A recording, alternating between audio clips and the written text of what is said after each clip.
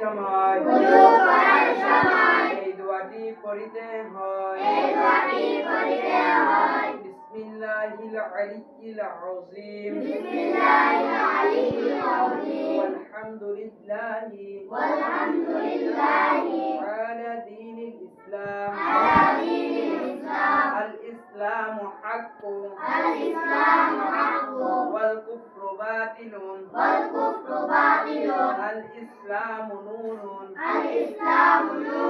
ওয়াল কুফরু যুলমাতুন ওযু করার সময় এই দোয়াটি পড়িতে হয়